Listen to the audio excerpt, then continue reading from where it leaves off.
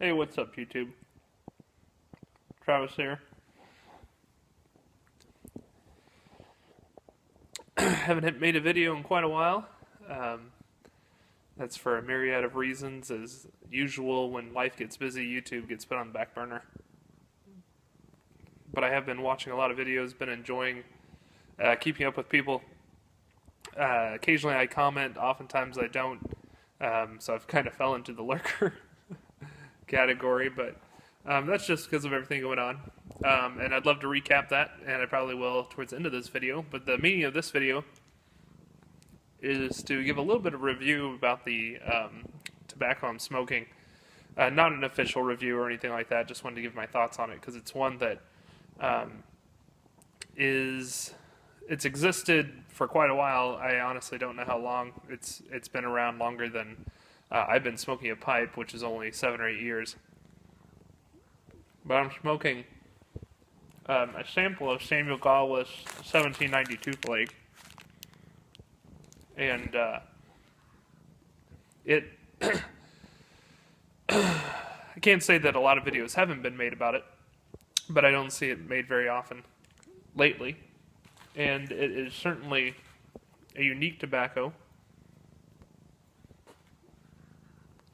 and like Royal Yacht from Dunhill, it kind of has a love it or hate it kind of relationship, or kind of reputation, I suppose. This is just my third bowl, so I don't really know if I love it or hate it yet. The very first bowl I ever smoked of it was at the Chicago Pipe Show, after I had already probably smoked 7 or 8 bowls of different tobacco that day, sampling things, and so I don't feel like I could give a very good impression of what that was. I just remembered it was fine. So the past 2 times I've smoked it once in a briar, and now I have it in my cob. This is the Shire pipe from the Cobbett series, and I haven't been doing a good job of keeping it lit, just because I've been thinking a lot while I've been smoking, and I have been occasionally interrupted by this guy who found my lap.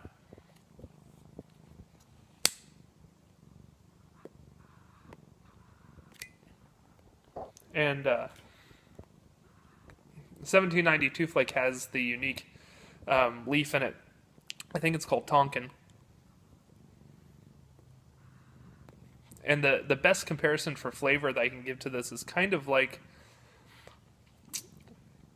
a Worcestershire sauce, or like an anchovy type. That's just what I get out of it. It's very meaty tobacco. If there's any latakia in it, it's not very prominent. But, sorry about that, dropped my lighter. But it is quite enjoyable, and also has a reputation for a high nicotine kick.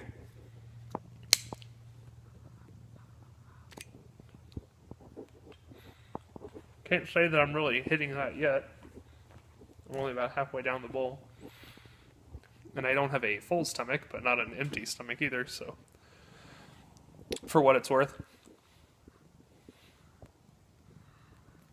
I was going to smoke outside, but it's just a little bit chilly, and so I didn't rub this flake out.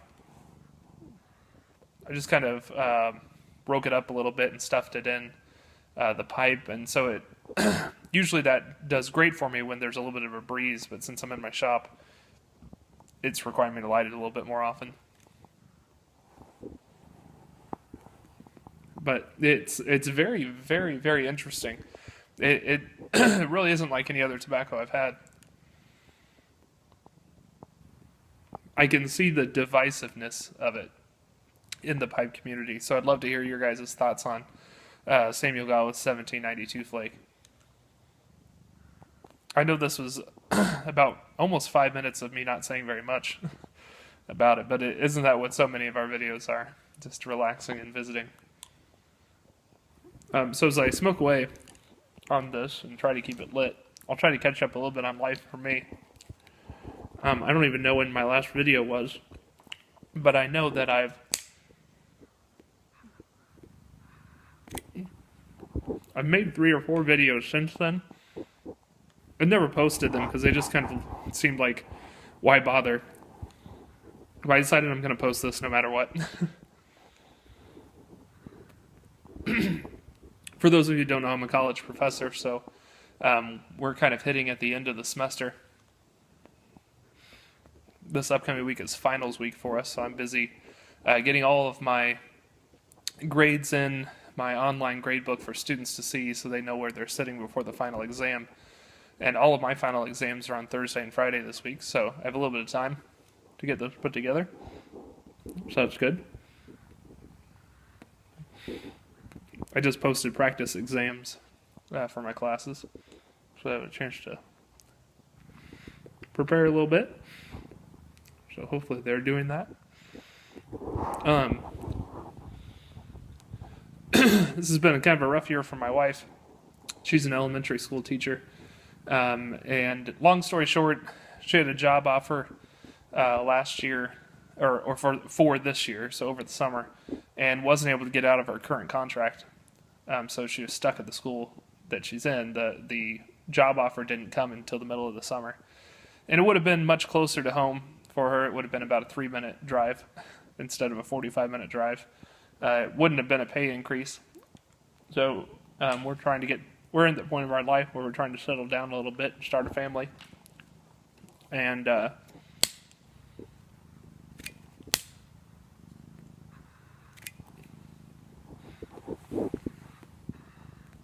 I have been known to compartmentalize my life.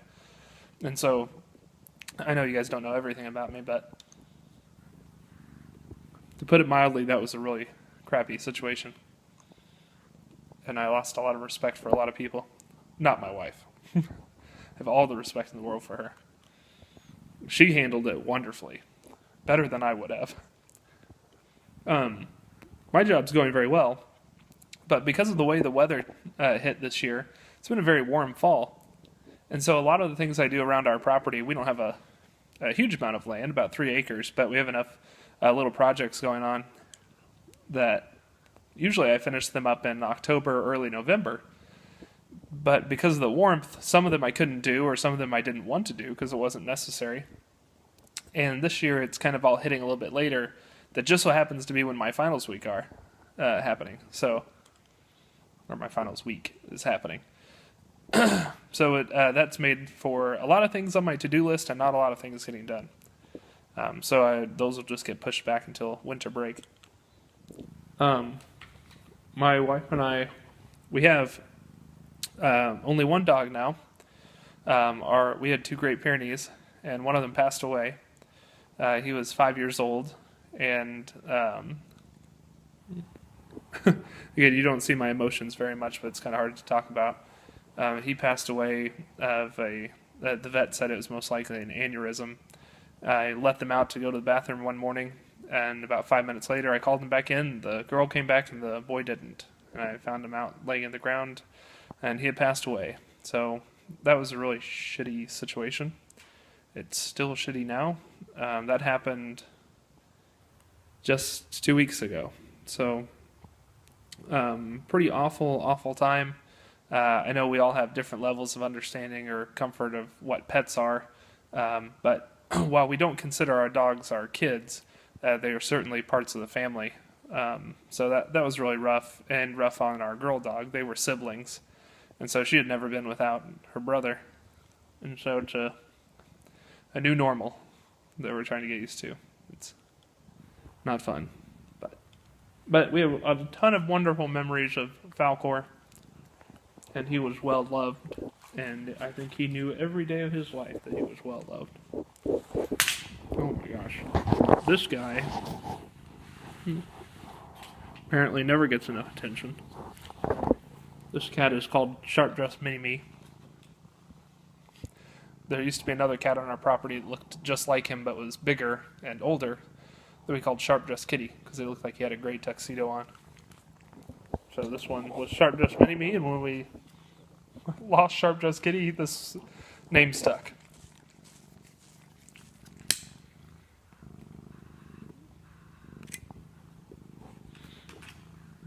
So we have one dog now. We have 3 cats on our property that all stay outside and keep the mice away. And we, in September, or late August, got 6 chickens, laying hens. My wife built a mobile chicken coop called a chicken tractor that we can move by hand. It's probably about 4 feet by 10 feet in area, and that's a space for them to walk around underneath, and then the coop's built up on stilts. I'll show that to you guys sometime probably. But we have 6 laying hens, and that's been really fun. They've been very productive. I can't remember the last time I purchased eggs, which is fantastic. And they free range now. I put them up at night, but during the day they run around and take care of bugs and things like that in the yard. So that's fun. That's just one of the little added bonuses to having a little bit of land. We heat our house with a wood stove. We have propane furnace, but we try to heat predominantly with wood heat. And we had our first fire in the wood stove last night, December 2nd, which is crazy because the first year we were here, we had our first fire October 31st. But it's just been that warm. We've occasionally had the propane furnace on just to kind of take the chill off the house, but it's really not worth it to build a fire when the high is 55 outside. It's not worth the effort and the wood spent because we don't need our house to be 80 because that's probably what would happen. So yeah, that's very quick and dirty of what's going on in our life. There's tons of other things, but those are just the major things that have kind of shaped this fall. And you can't even see me in the shot anymore. Raise it up a little bit. That and a multitude of other things. We've been making a lot of home improvements, a lot of work on the house. My wife and I work very well together. And a lot of times she'll have a vision for something on the inside and she works very hard on it and does the vast majority of the work, and I'm just there if she needs me. And then I do a lot of kind of the daily chores and daily things outside that need to be done, and keep up with our vehicles and maintain those and all this kind of stuff. So today's been one of those days where I got a lot done and felt like I was working pretty much all day, but not every project was a success. And I'm definitely the kind of person that I focus on the thing that didn't work instead of being happy about all the things that did work. So I got about probably a face cord of wood split. We split our wood by hand. We purchase it. Usually the logs are quartered, and then we do the rest of the splitting ourselves. And so I got a lot of that done, which is great.